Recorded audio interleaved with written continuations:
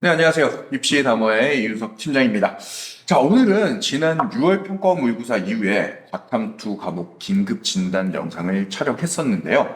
그 후속 영상으로 9월 평가 모의고사에서 과탐2 과목의 결과를 한번 확인해 보도록 하고요. 그 다음에 수능까지 어떤 현상과 결과가 나올 것인지 대한 예상을 한번 해보는 시간을 가지도록 하겠습니다.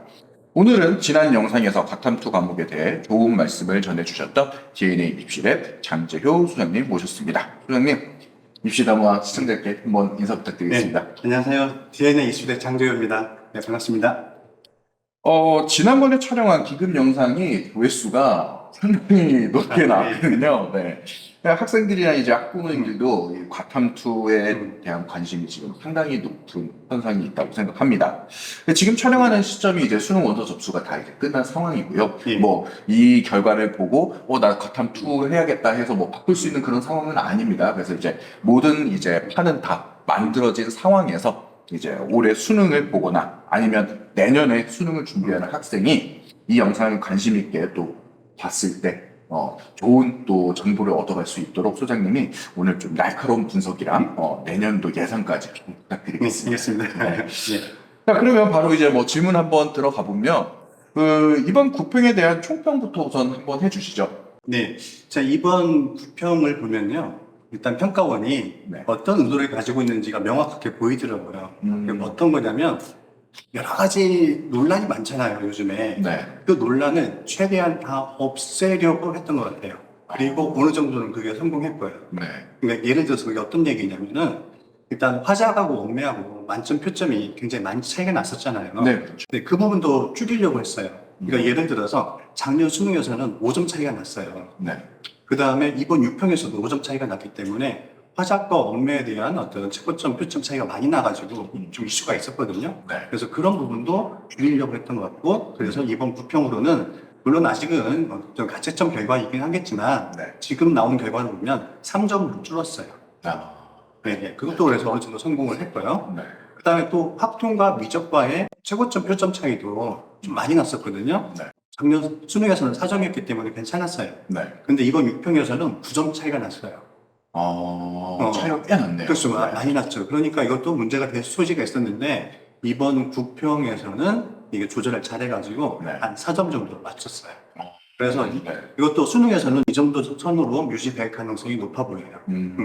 그 다음에 또 하나는 국어와 수학의 만점 표점도 굉장히 차이가 많이 났었잖아요. 네네. 그러니까 작년 수능 같은 경우에는 11점. 네. 그 다음에 이번 6평 같은 경우에는 심지어 15점 차이가 났어요. 네. 굉장히 많은 차이가 났기 때문에 이게 좀 문제가 될 소지가 있었는데 이번에는 1점으로 줄었어요. 네. 이게 수학이 약간 1점 정도 높은 선이 되긴 하겠는데 이 부분은 약간은 좀 더 벌어질 가능성은 있어 보여요. 그러니까 보통 한 3점 정도, 네. 4점 정도 이렇게 벌어질 가능성은 있어 보여요. 자, 그 다음에 또 하나는 네. 뭐냐면 화작하고 확통, 그 다음에 생윤, 사문, 보통 이제 문과생들이 선택하는 가장 많이 선택하는 과목이잖아요. 네, 그렇죠. 그 다음에 또 원매, 미적, 생명, 지학. 그래서 이과 학생들이 많이 선택하는 이게 과목이잖아요. 네. 여기에서 이 1등급 컷의 그 점수 차이가 그동안에 이게 많이 났어요. 그래서 이게 이제 이것 때문에 교차 지원이나 이런 부분들이 많이 일어났거든요. 네. 그게 작년 수능에서는 한 11점 차이가 났고요. 네. 그 다음에 이번 6평에서는 8점 차이가 났는데 사탐 과목이 좀 점수가 네. 좀 올랐잖아요. 난이도가 좀 올라갔잖아요. 네네네. 그래가지고 이 차이가 1점으로 줄었어요. 그러니까 만약에 이와 같은 수준이 만약에 수능에서 나온다면은 네. 올해 같은 경우에는 교차 지원이 좀 힘들 가능성이 있어요. 음. 문과생한테 오히려 이제 유리한 상황이 벌어질 수 있는 거죠. 그 다음에 이번에 또 하나는 이제 바탐 1하고 바탐 2의 네. 표점 차이가 굉장히 커서 문제가 됐잖아요. 네. 그래서 이번에도 평가원도 이거를 굉장히 줄이려고 했던 것 같아요. 네. 그래서 이거를 작년 수능에서 보자면 작년에는 오히려 바탐 1이 2점 높았어요. 이게 차이가 마이너스 2점인 거죠. 네. 그런데 이게 이번 6평에서는 22.5까지 벌어진 거예요. 그래서 굉장히 큰 문제가 일어날 가능성이 높았는데 네. 이번 9평에서 보자면 그 차이가 일단 뭐 가채점 결과이기 때문에 이거를 제가 이제 그 모든 입시 사이트에 그 평균으로 제가 계산을 해봤어요. 네. 그랬더니 15.3점이 차이가 나더라고요. 그러니까 어느 정도는 일부러 성공했어요. 네. 제가 보기에는 한 3분의 1 정도서는 성공했다. 그렇죠. 7점 정도는 줄였으니까. 줄긴 줄었으니까. 그러나 아직 3분의 1은 성공을 못했다. 네, 그 이유는 좀 나중에 다시 한번 이야기를 해보도록 하고요. 네. 그 다음에 마지막으로는 또 하나 이번에 이제 뭐가 있었냐면은 이제 킬러 문제가 없어지고 준킬러가 많아졌잖아요. 네. 그런 부분이 있기 때문에 변별력 확보하는 데 있어서 약간 킬러를 없애면 변별력이 확보에 실패하지 않을까라는 걱정을 많이 했었잖아요. 네. 그런데 이번에 든컷을 보자면 일단 엄매 미적 생명 지약 기준으로 먼저 이야기를 하자면 네. 1컷이 작년 수능에서는 259였어요. 네. 그러니까 무슨 얘기냐면 각 과목에 1등급 컷을 맞으면 전체적으로 41점을 틀렸다는 얘기거든요. 네. 그런데 6편 기준에서는 그게 270이에요. 30점. 네. 그 다음에 이번 9편 기준으로는 269점이에요. 그러니까 작년에는 만점과 1컷 사이 점수 간격이 대략적으로 41점이라면 네. 이번 9평에서는 30점. 약간의 변별력이 줄어들긴 했지만 그래도 30점이면 이 정도는 충분히 가능하잖아요. 네. 네. 그 다음에 또 하나는 뭐냐면 1컷과 2컷 사이가 작년 수능에서는 20점이었어요. 네. 그 다음에 이번 6평에서도 이게 23점이었어요. 큰 차이는 없었죠. 네. 조금 늘어나긴 했지만. 그렇죠. 그런데 이번 9평에서는 269에서 240까지 28점 차이가 났어요. 18점이요? 예. 그러니까 무슨 얘기냐면 1등급하고 2등급 사이의 변별력이 확실히 더 커졌다는 얘기가 돼버리는 거예요. 그러니까 최상위권의 변별력은 약간 줄었지만은 네. 그 중위권 1등급하고 2등급 사이에 있는 변별력은 훨씬 더 커졌다. 이렇게 판단해 볼 수가 있어요. 네.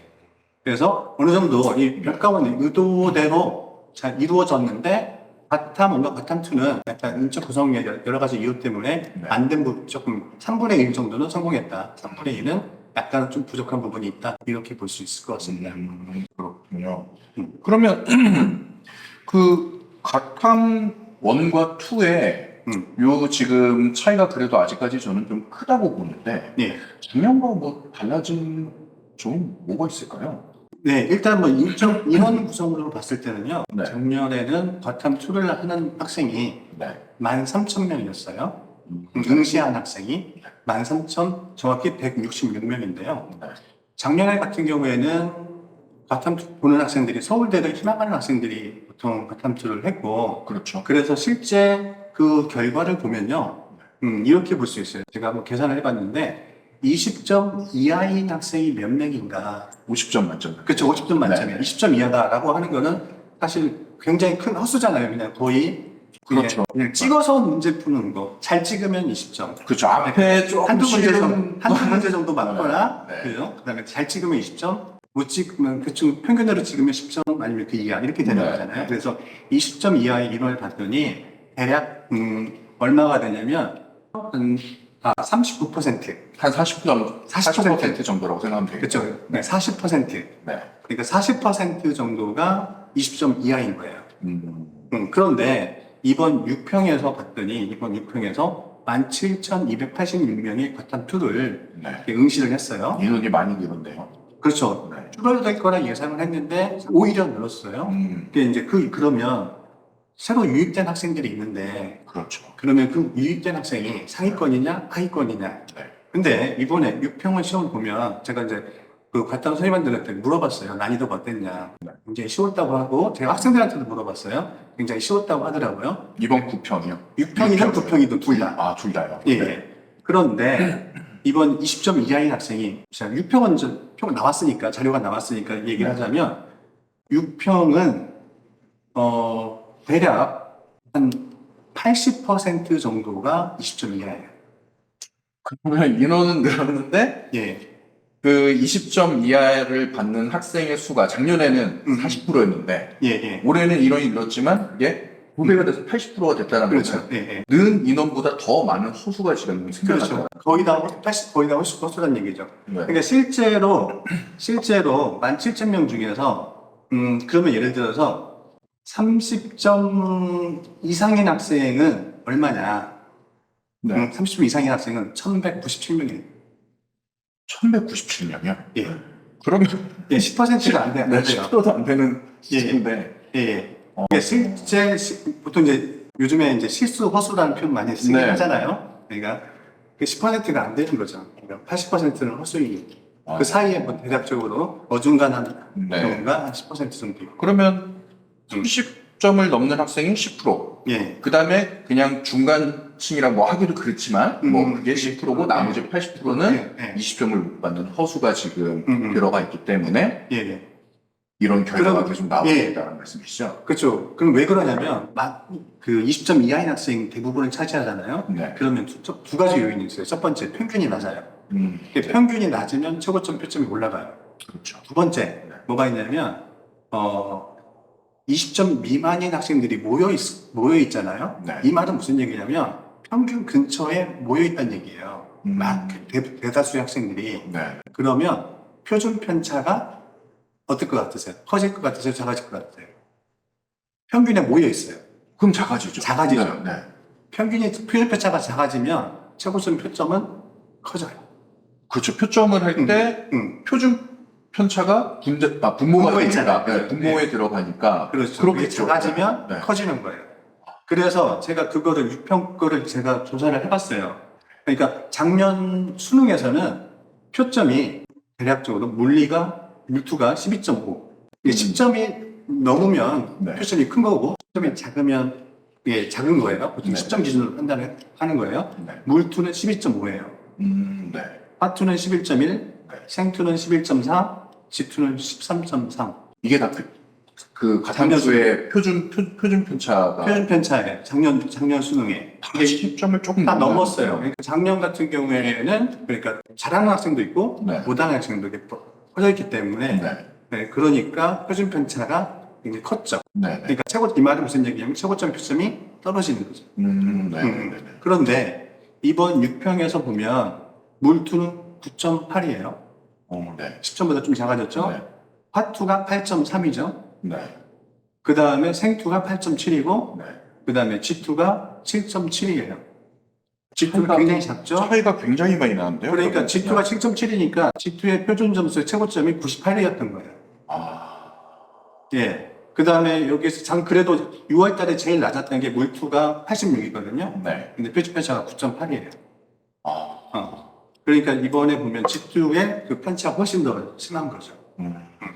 그래서 과탐2 과목 안에서도 이제 표준 편차의 영향을 받는 과목이 예. 훨씬 더 표점이 높아지는 그쵸, 상황이 높아질 발생해서 가능성이 지구가 있는 2가 지금 표준 점수가 가장 높게 나오는 그런 현상이 예. 지금 이 표준 편차로도 또 설명이 가능하겠네요. 예. 그래서 보통 저는 이제 표준 편차는 크게 달라지지 않을 거라 이렇게 생각을 했는데 네. 이게 인적 구성이 지금 작년과 많이 달라졌기 때문에 네. 굉장히 큰 변화가 온 거죠. 그러네요. 분모했기 때문에 이게 네. 작은 변화도 실제 좀 굉장히 큰 변화를 일으켜요. 그렇죠. 예. 네. 그러면 지금 이 제가 그러면 24년도 그 9월 평가원에는 몇 네. 명이 받는지 아직은 자료가 없으니까 네네. 좀 그런데 이게 24년도 수능 응시 인원이 지금 발표가 됐어요. 네네. 근데 그거를 보면 몇 명이 응시를 했냐면 2899명이 응시를 했어요. 작년에 거의 2배 아니죠. 조금 안 되는.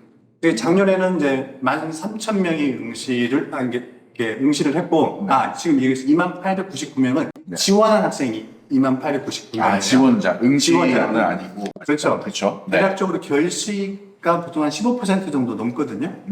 그러니까 그 결시까지 고려를 해서 판단하면 네. 응시자가 대략적으로 한 17,000명 정도 되지 않을까 이렇게 예상이 돼요. 그러니까 6월 평가원하고 네. 응시 인원은 거의 큰 차이는 없을 것 같아요.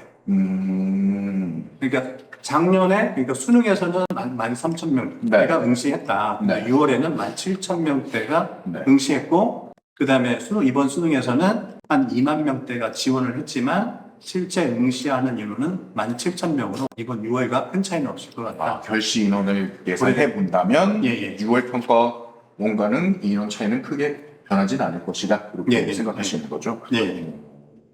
그러면 이 점수가 수능까지 이렇게 결과가 나올 가능성도 있을까요? 네, 아까 이제 말씀을 드렸는데 일단 첫 번째 네. 이제 평가원에서 이 차이를 줄이려고 노력을 할 거예요. 네. 그래서 노력하는 방향으로는 첫 번째 일단 과탐 1을 약간 올리는 방법이 있어요. 네. 이번 9평으로 봤을 때 바텀 1의 만점 표점이 70점이 안 되거든요. 네. 그 다음에 1컷으로 봤을 때는 보통 47이나 48 정도 되거든요. 네. 그러니까 아직까지 한 문제 정도는 난이도를 올릴 여지는 있어 보여요. 그래서 1등급 컷을 네. 한 45 정도로 맞춘다고 한다면 네. 바텀 1과 바텀 2의 만점 표점 차이를 일단 여기에서 3점 정도는 줄일 여지가 있어 보여요. 자, 또 하나는 두 번째는 일단 바텀 2를 지금도 9월에도 쉽게 냈지만 네. 수능에는 네. 애들을 생각해서 더 쉽게 낼 가능성도 있어 보이고 네. 그렇게 내야 이 차이를 줄일 수 있을 것 같아요. 네. 그래서 더 쉽게 낸다고 한다면 예를 들어서 한 문제 좀 더 쉽게 낸다고 한다면 여기에서 또 한 3점 정도 이 차이를 줄일 수 있을 것 같아요. 그런데 예, 예. 80%가 허수인 상황에서 아무리 문제를 쉽게 낸들 큰 의미적인 변화, 점수적인 변화가 나타날 수 있을까요? 그래서 평가원에서는 쉽게 내려고 하면 결과적으로 평균은 어느 정도 조금은 올라가겠죠. 네. 그런데 상위권에서 올라가고 하위권에서는 큰 차이는 없을 것 같은. 그래서 1등급 컷은 올라갈 수 있을 것 같아요. 그러니까 최고점은 조금 올라가는 효과가 좀 떨어지는데 네. 1등급 컷은 그러니까 예를 들어서 4% 정도 되잖아요. 네. 얘네들은 아직 그래도 실수잖아요. 네. 그러니까 이 학생들은 올라갈 여지가 굉장히 높아요. 근데 2등급이나 3등급에서는 네. 뚝뚝 떨어지는 거죠. 아, 그러니까 1등급과 2등급의 또 갭 차이는 훨씬 더 벌어질 여지가 그렇죠. 그러니까 과탐 1에서는 예를 들어서 1등급 컷이 47이다. 네. 또는 뭐 48이다. 이러면 2등급 컷이 보통 44 이 정도 되거든요. 네, 그렇죠. 네. 그런데 과탐 2에서는 뭐 예를 들어서 45가 1등급 컷이다. 그러면 2등급 컷은 보통 뭐 40 이렇게 나와야 되는데 네. 그것보다 훨씬 낮은 뭐 35 뭐 이렇게 벌어질 수 있는 거죠. 오늘 20점대가 왠지 만약에 가탐투에서 1등 컷이 뭐 40점대가 나온다고 하더라도 이 갭 차이가 워낙 크기 때문에 그렇죠. 네. 2등급이 20점대도 저는 충분히 나올 가능성이 그럴 수도 있다고 있죠. 네. 생각되거든요. 예, 예. 아, 이건 수능의 결과를 굉장히 좀 주의 깊게 봐야 될 것 같습니다.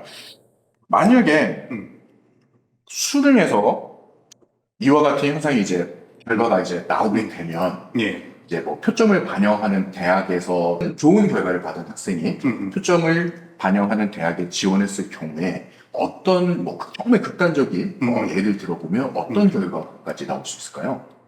일단은요, 지금 수능은 아직은 좀 예상적인 부분이 있기 때문에 이번 네. 구평으로 한번 얘기를 해볼게요. 네. 수능에서는 이 차이보다 좀 줄어들 가능성은 있지만, 네. 이번 구평으로 만약에 계산을 해본다면, 네. 어떤 일이 발생을 할 수가 있냐면, 예를 들어서 화지를 선택을 해가지고, 네. 화원 지원을 선택해가지고, 네. 이번에 만점을 맞았어요. 네. 그 학생이 있다고 해볼게요. 네. 그리고 이게 수능이라고 가정을 해볼게요. 네. 그러면 어디 쓰죠? 만점 맞으면 어디 써야 되죠? 그럼 서울대 써야죠, 뭐. 서울대? 네. 무슨 과자? 어디 써야 될까요?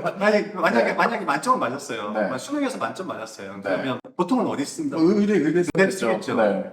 그러면 이 학생이 그럼 당연히 의대 갈 거라고 생각을 할 거 아니에요. 그렇죠.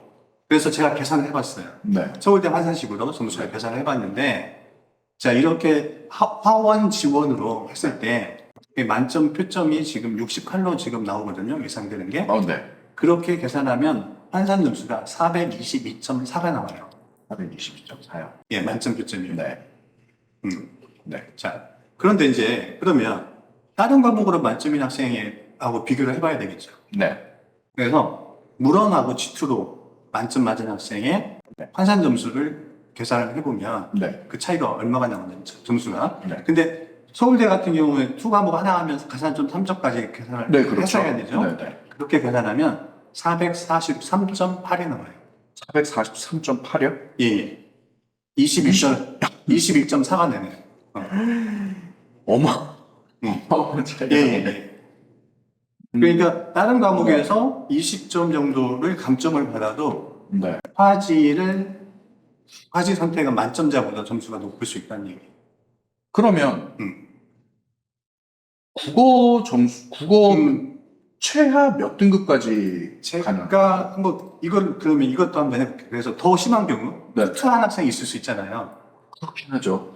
있더라고요. 제가 저번 설명회 하는데 네. 투투한 학생 어머니하고 상담을 해본 적이 있어요. 아, 그러세요? 예, 예. 네. 네. 네, 투투한 학생이 있는데 네. 이 학생 같은 경우에 만약에 물투, 지투를 네. 해가지고 만점 맞잖아요. 네. 그러면 판산 점수가 가산점이 5점이죠. 그렇죠. 5점이 돼야죠. 456.2가 나와요. 그래서 입이 안 다물으시네요. 네. 그래서 제가 이거를 그러면 도대체 어느 정도까지 다른 과목을 망쳐도 가능한가 네네. 계산을 해봤더니 제가 네. 그 엄매 기준으로 해가지고 네. 원점수 71점을 맞았을 때 4등급 정도 나오거든요. 네. 이랬을 때 환산 점수가 네. 429.2가 나와요. 그러면 하원 지원 만점자보다 만점자보다도 7점 정도가 높은 거네요. 그렇죠. 엄매 기준으로 4등급을 받아도 예, 예. 원과목 2개를 만점 받은 학생보다 7점이 더 높아요. 환산 점수가요. 예. 이렇게 된다면, 이런 학생들이 몇몇 된다면, 서울대 위에는, 그러니까 네. 원 선택자가 만점 맞아도 좀 조심해야 되지 않을까. 이게 투과목을 안 한 학생들 같은 경우는 올해 정말 서울대 의대를 쓸 경우에는 조금 고민을 굉장히 좀 많이 하고 보수적으로 좀 기준을 잡아야 될 것 같다는 생각이 드네요. 예, 예. 그래서 이런 경우 있을 것 같아요. 그러니까 서울대 투 과목을 한 학생들은 네. 뭐 예를 들어서 비슷한 학과에서 네. 서울대는 합격했는데 네. 연세대는 떨어지는 그런 상황도 네. 발생할 수 있을 것 같아요. 그러면 표점을 반영하는 대학이 이제 투과목을 한 학생들에게는 굉장히 좀 유리할 텐데 이 표점을 반영하는 대학 리스트를 소장님이 한번 좀 소개해 주시죠. 일단 이제 상위권에서 보자면요. 네. 그 대부분 이제 그 대학들은 그 표준 점수를 변환 표준 점수로 해가지고 100분위로 반영을 해요. 네네. 그래서 표준 점수를 그대로 반영하는 데는 많지는 않고 네. 그래서 일단 서울대가 가장 큰 영향을 주는 부분이 있고요. 네. 그 다음에 이제 그러면 의대 지원하는 학생들은 그러면 나는 상관없지 않을까 이런 생각 가질 수 있는데 네. 의대 지원하는 학생도 영향을 받을 수가 있어요.